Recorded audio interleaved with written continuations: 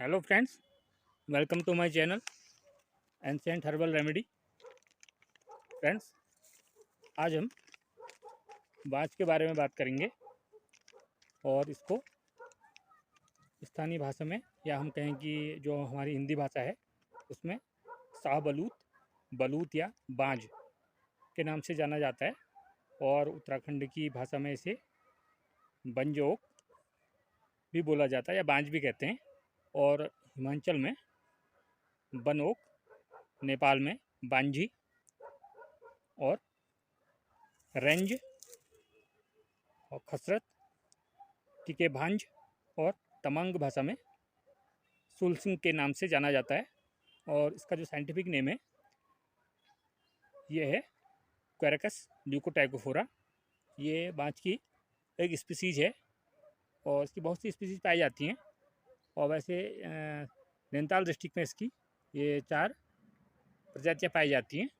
तो अभी हम आपसे क्वेरकस ल्यूकोटाइकोफोरा के बारे में बात करेंगे। ये देखिए, जो इसकी पत्ती होती हैं इस टाइप से होती हैं, दांतेदार होती है किनारे से और लंबी पत्ती होती हैं और अंडाकार टाइप की होती हैं ये। और इस टाइप से बीच बीच में ये सिराएँ दिखाई देती हैं। और इसकी पत्ती का जो रंग होता है ऊपर से तो हरा होता है, गहरा हरा, और नीचे से देखिए सफ़ेद और भूरा होता है, ये आपको दिखाई दे रहा है, ये देखिए। और इस बाँज के पेड़ को जो हमारे पहाड़ी राज्य हैं उनका या उनके लिए वरदान भी कहा जाता है, क्योंकि बहुत से विशेष गुण अपने आप में समेटे हुए होते हैं।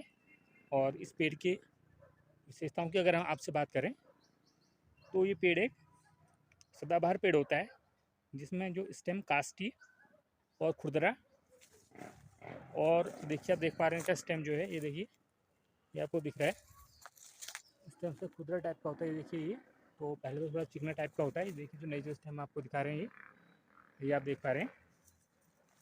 और जो इसकी पत्ती अंडाकार से लेकर लैंकोलेट और तीक्ष्ण दांतेदार और गहरे पर हरे रंग के इसके पत्ते होते हैं, ये आप देख ही रहे हैं। और जो बात की स्पीसीज है क्वेरकस ल्यूको में अप्रैल से मई में फूल और दिसंबर में फल लगते हैं, ये आप देख पा रहे हैं। और अभी अभी छोटा प्लांट है, अभी ये कुछ मिडिल एज का ही है, के पास अभी ज़्यादा पुराना नहीं हुआ है ये पेड़। और इसमें जो बीज होते हैं, बीजों के द्वारा ही इसका जो प्रकीर्णन और संवर्धन होता है। क्वेरकस ल्यूकोटाइकोफोरा जो बाँझ की स्पीसीज है ये मुख्यतः उत्तरी भारत, नेपाल, म्यांमार और पाकिस्तान,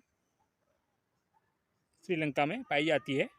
और नेपाल में यह स्वाभाविक रूप से 1500 से 2700 मीटर पर वन क्षेत्रों में पाया जाता है।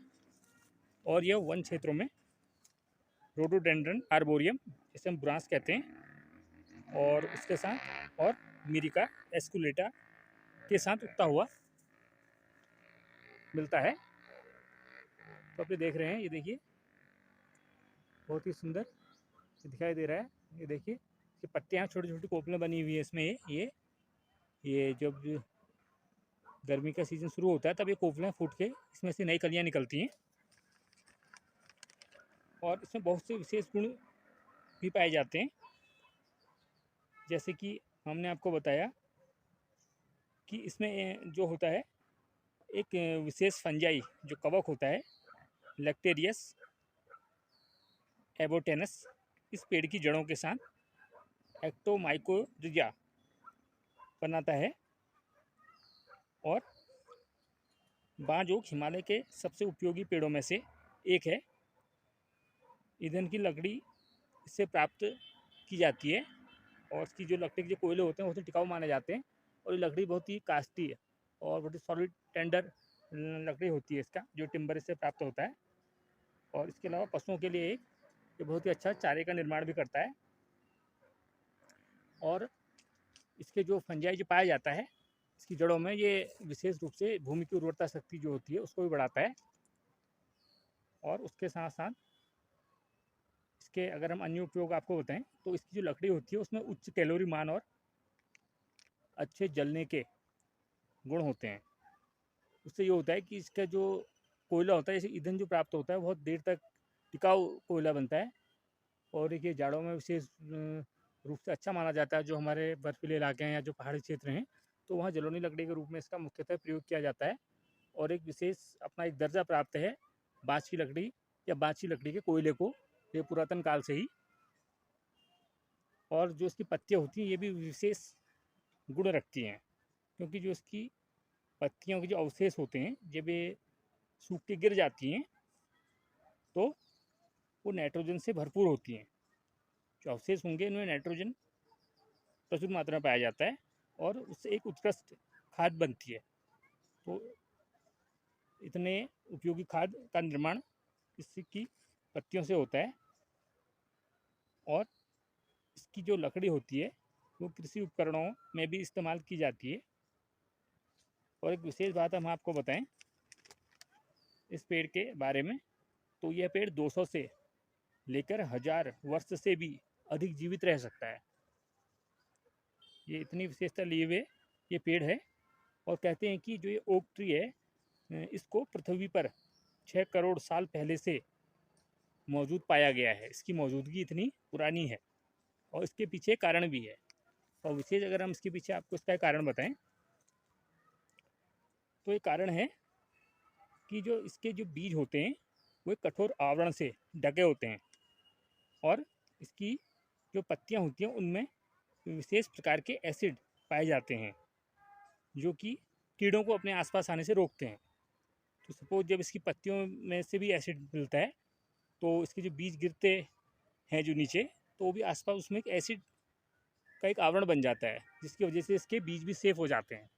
तभी तो इतने पुराने समय से ये सबसे पुराना कि मनुष्य की मौजूदगी इससे भी पहले ये प्लांट कहते हैं कि पृथ्वी पर उपस्थित है। और जो इसके पत्तियाँ होती हैं ये कुछ मोटी होती हैं और देखिए पशुओं के चारे के लिए भी ये बहुत उपयोगी होती हैं। इसके साथ साथ बिछावन के लिए भी ये बहुत ही उपयोगी होती हैं क्योंकि मोटी होती है। और खाद विशेष तौर पर जो हमारे पहाड़ी क्षेत्र हैं उनमें विशेष करके लोग जो होते हैं कि अदरक के जो खेती करते हैं हमारे ये किसान भाई, तो वो लोग इसका विशेष इस्तेमाल खेती में भी करते हैं क्योंकि ये इसमें पत्ती की खाद के अलावा इसमें गुण भी पाए जाते हैं। और दुनिया भर में ओक ट्री की लगभग 600 प्रजातियां पाई जाती हैं। ओक पेड़ की ऊंचाई लगभग 15 से 21 मीटर तक होती है। तो अभी ये मीडियम साइज हम आप लोग देख पा रहे हैं। तो ये 21 मीटर तक इसकी ऊंचाई भी देखी गई है और इसकी टहनियों का विस्तार भी पाया जाता है उसी ऊंचाई के हिसाब में या ऊंचाई के अनुपात में। और जैसे कई पशु पक्षी हैं जैसे कबूतर है और बतख है, गिलहरी है, चूहे हैं और जो बड़े मैमल्स हैं जैसे हिरण है, सूअर और भालू भी इसके एकॉर्न का सेवन करते हैं। जिसके बीज जो होता है, जो बीज का आवरण से जो बना हुआ ढका हुआ जो बीज होता है उसको एकॉर्न बोला जाता है। वहाँ पे देख पा रहे हैं। और ये देखिए नेचुरल जो वेजिटेशन है उसमें उगा हुआ है और आसपास भी आप देख रहे हैं ये सब कुछ आपको नेचुरल दिखाई दे रहा है। ये देखिए बड़े बड़े ओक के और ट्री भी आपको दिखाई दे रहे हैं। ये नेचुरल वेजिटेशन में उगा हुआ है। इसके साथ साथ ये स्पीसीज जो है तो ये भी इसके साथ उगती हैं। और विशेष बात अगर हम इसकी बताएं कि पर्यावरण की दृष्टि से बांज बहुत ही उपयोगी है क्योंकि इसकी जो जड़ों में फैलाव और सघनता बहुत अधिक होती है, जिससे जब ये वर्षा होती है तो ये वर्षा के जल को अवशोषित कर उसे भूमिगत करने में मदद करते हैं। तो इससे जल स्तर भी हमारे जो भूमि का है वो बना रहता है। और जैसे कुछ वाद्य यंत्र हैं जो बनाए जाते हैं तो वो उसमें इसकी कास्ट जो लकड़ी है उसका प्रयोग किया जाता है।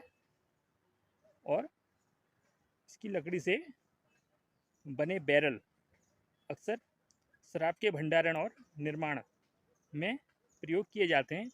पुराने समय से ही जो शराब का जो भंडारण है उसके लिए जो इसकी लकड़ी से बने बैरल हैं उनका उपयोग किया जाता है। और कहते हैं कि इसके बैरल में जो रखी हुई जो मदिरा होती है तो उसमें विशेष रंग और स्वाद आ जाता है। ये इसकी खासियत होती है। और बांज जो अपने आसपास बहुत से माइक्रोफ्लोरा और माइक्रोफोना को भी रहने के लिए जगह देता है। और कहते हैं कि जो इस पेड़ के जो विभिन्न भाग हैं, जैसे इसके छाल है या पत्तियां हैं और इसके फ्रूट्स हैं और जो इसमें से रेजिन निकलता है, तो उससे बहुत सी औषधि है, जो मेडिसिनल दवाइयाँ हैं वो भी इससे बनाई जाती हैं। तो उनमें जैसे मूत्राशय संक्रमण की दवा बनाई जाती है इनसे, और जैसे पाइल्स है, बवासीर की दवा में इसका जो बॉडी पार्ट्स हैं उनका उपयोग किया जाता है। और डायरिया हो गया, और जैसे दस्त है और अस्थमा, दांत दर्द और पेट दर्द की दवा भी इससे प्राचीन काल से ही, पुराने समय से बनाई जाती है। तो आपने देखा है बहुत ही बहुपयोगी पौधा है और इतने बहुत से फायदों से ये भरा हुआ है। तो आप इसका संरक्षण भी करें और संवर्धन भी करें। और मुख्यतः जो होता है इसका संरक्षण, आप तो समझते ये बनी हुई है कि वनाग्नि ही मुख्य, ये जंगल की जो वनस्पतियाँ हैं या जो पशु और पक्षियों या वनस्पति की जो जातियाँ हैं उनके लिए वनाग्नि एक खतरा बनी हुई है। तो आप वनाग्नि को रोकने में भी अपनी ओर से हर मदद करें या संभव प्रयास करें अपने स्तर से। और इसमें जो एक रेशम कीट होता है विशेष प्रकार से पुराने समय से ही, तो एक रेशम कीट का भी इसमें पालन किया जाता है। तो ये रेशम उत्पादन के लिए भी, और जो हमारे जो भाई बहन हैं उनकी जो लोग रेशम उत्पादन करते हैं या जो हमारे पहाड़ी क्षेत्रों में रहते हैं, तो उसमें भी ये एक आमदनी बनाने में एक मदद करता है ये बाँस का वृक्ष। क्योंकि इसमें जो उत्पादित जो रेशम होता है वो जो रेशम कीट की एक प्रजाति है एंथीरिया प्राइली, जो भारत का ही जो ये मूल प्रजाति है, तो उसके द्वारा रेशम उत्पादन किया जाता है। तो उसको ओक रेशम जो इसके द्वारा बनाया जाता है। तो बाँस के पेड़ में भी रेशम का जो निर्माण होता है, तो इसके लिए भी ये बाँस का पेड़ बहुत लाभदायक है। तो ये आर्थिकी बढ़ाने में अपने अन्य गुणों के साथ साथ और इतने फ़ायदे अपने आप में रखता है। तो फ्रेंड्स, अगर आपको हमारी वीडियो अच्छी लग रही हो तो आप हमारी वीडियो को लाइक, शेयर और हमारे चैनल को सब्सक्राइब ज़रूर करें। और जो बाँस का पेड़ है ये भूमि की उपजाऊ क्षमता भी बढ़ाता है, और इससे ये होता है कि एक जल स्तर भी बना रहता है। तो इतने फ़ायदेमंद है ये बाँस का पेड़। Thanks for watching.